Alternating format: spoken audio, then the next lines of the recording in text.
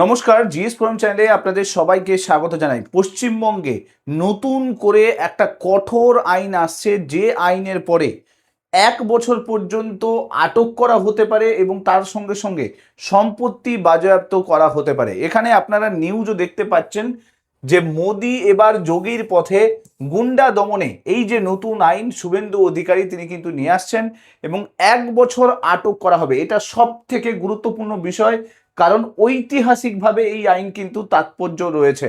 আপনারা জানেন যে এর আগে ইতিহাসে আমরা পড়েছি যে রাওলাট আইন, যে আইনের মাধ্যমে যে কাউকে বিনা দোষে গ্রেপ্তার করা হতো, এখানে কিন্তু বিনা দোষে নয়, এখানে কিন্তু যদি কেউ এরকম কোনো দোষ করে থাকে তবেই তাকে গ্রেপ্তার করা হবে।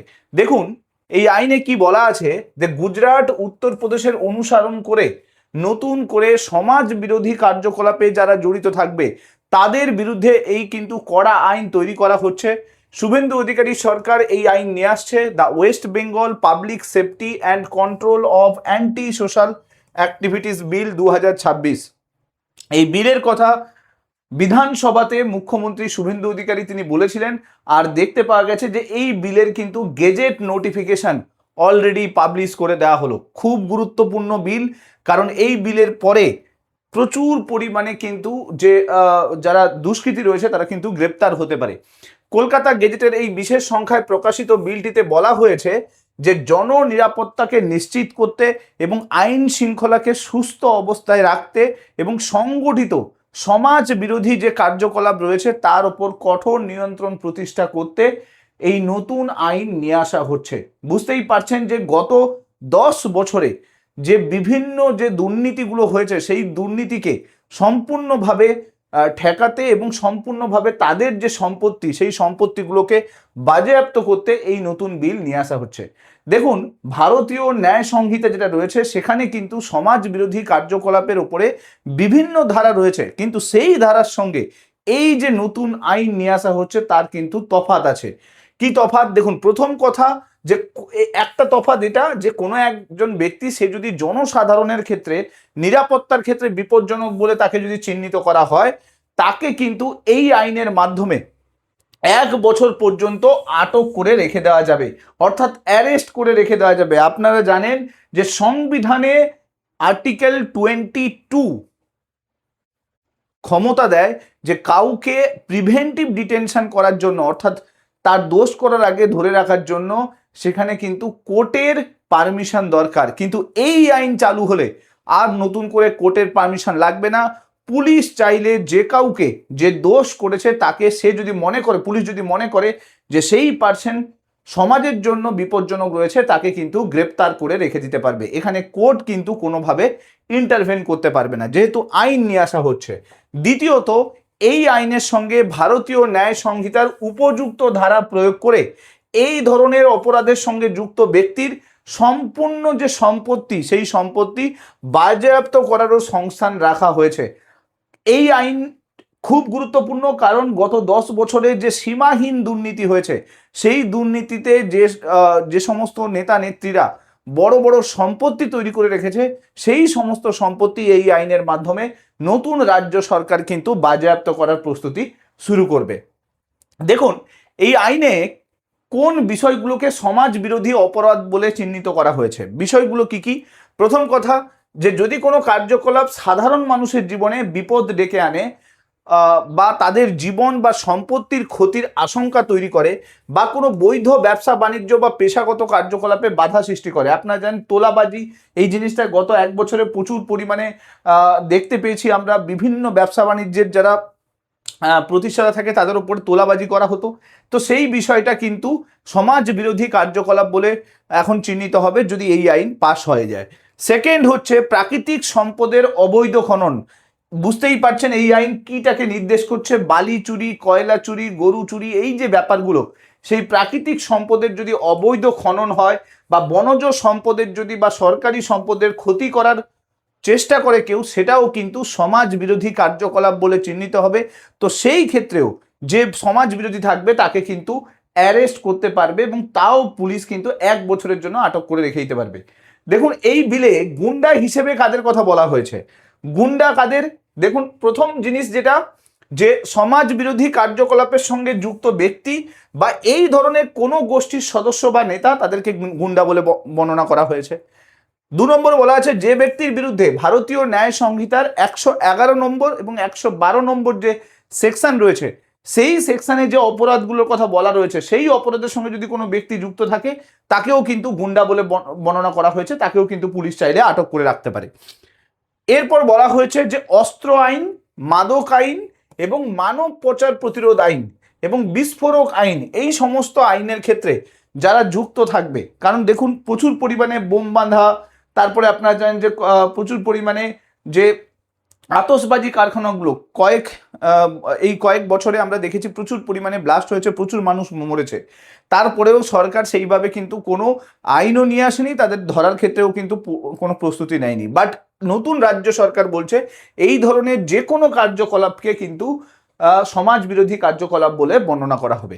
এছাড়া বলা হয়েছে যে সমাজের পক্ষে বিপজ্জনক এরকম যে কোনো ব্যক্তিকেই কিন্তু পুলিশ চাইলে তাকে গুন্ডা বলে চিহ্নিত করতে পারে।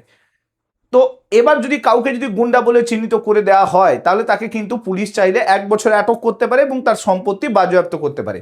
কিন্তু এই আইনে আরও একটা জিনিস সুন্দরভাবে বলা আছে যে কোনো একজন ব্যক্তিকে কিভাবে আটক করা হবে, আটক করার প্রসেস কি, কারণ নর্মাল প্রসেসে যদি আমরা আটক করতে যাই তাহলে সেখানে কোর্টে প্রসিড করতে হবে, কোর্ট তারপর ডিসাইড করবে যে তার এগেনস্টে কি স্টেপ নেওয়া যাবে। কিন্তু এই আইনে কিছু জিনিস বলা আছে, সেটা হচ্ছে প্রথম কথা, কাউকে আটক করতে গেলে পুলিশ সুপার বা তার উপরের পদমর্যাদা সম্পন্ন কোনো একজন পুলিশ আধিকারিকের দেওয়া রিপোর্টের ওপর ভিত্তি করেই রাজ্য সরকার কোনো একজন ব্যক্তিকে এই আইনের মাধ্যমে আটকের নির্দেশ দিতে পারে। অর্থাৎ যে কেউকে অ্যারেস্ট করে নিতে পারবে না পুলিশ, সেক্ষেত্রে পুলিশ সুপার বা তার থেকে ওপরে যদি কেউ পদমর্যাদা আধিকারিক থাকে তবেই কিন্তু সে পারমিশন দিলে তবেই আটক করতে পারবে।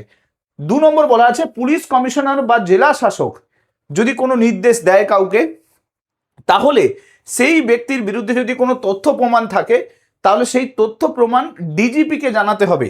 অর্থাৎ যে পুলিশ ডিজিপি রয়েছে, রাজ্যের যে ডিজিপি রয়েছে তাকে জানাতে হবে এবং তাকে জানানোর পরেই কিন্তু পুরো প্রসেস তৈরি হবে। যদি তাৎক্ষণিক কোনো প্রয়োজন হয়, মানে ধরুন এরকম কেউ আছে যাকে ইমিডিয়েট গ্রেপ্তার করতে হবে, না হলে সে দেশ ছেড়ে চলে যাওয়ার সম্ভাবনা রয়েছে, তো সেক্ষেত্রে কি হবে, এখানে বলেছে যে তাৎক্ষণিক কোনো প্রয়োজন হলে কোনো ব্যক্তিকে আটক করলে 15 দিনের মধ্যে সেটা সরকারের কাছ থেকে অনুমোদন নিতে হবে। অর্থাৎ কাউকে ইমিডিয়েটলি যদি আটক করতে হয় তাহলে সরকারের কাছ থেকে পারমিশন নিতে হবে এবং 15 দিনের মধ্যে সেটা পারমিশন নিতে হবে, মানে আটক করার 15 দিনের মধ্যে পারমিশন নিতে হবে। কোনো ব্যক্তিকে আটকের জন্য চিহ্নিত করার পরে তিনি ফেরার হয়ে গেলে বা তার বিরুদ্ধে আদালতে কিন্তু যাবে পুলিশ।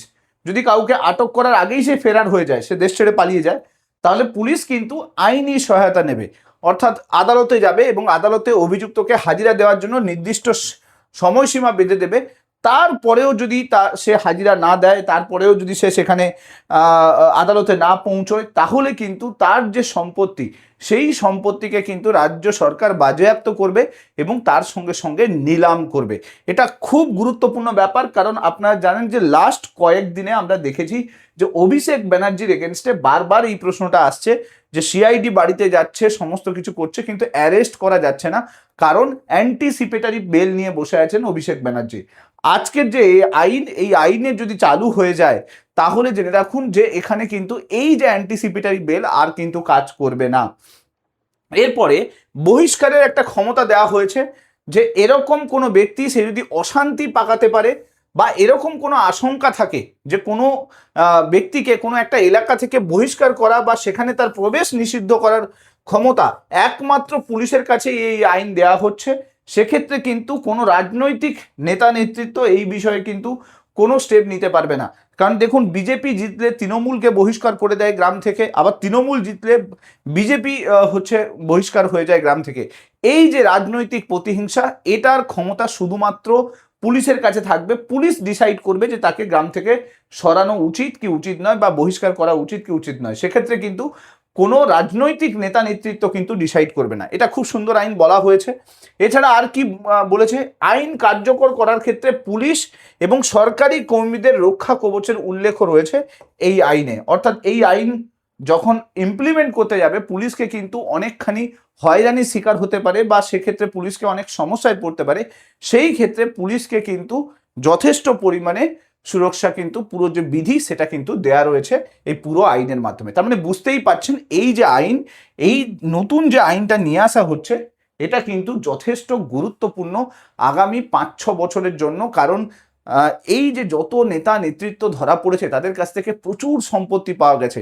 কারুর বাড়িতে 3 কেজি সোনা, 4 কেজি সোনা, কারুর তো বিশাল বিশাল বিশাল বাংলো পাওয়া গেছে, প্রচুর সম্পত্তি পাওয়া গেছে। এখন সরকারের যেটা লক্ষ্য সেটা হচ্ছে এই সমস্ত নেতা নেতৃত্ব যেভাবে দুর্নীতি করে এই সমস্ত সম্পত্তি জোগাড় করেছে সেই সম্পত্তিকে এবার বাজেয়াপ্ত করার সময় এসে গেছে।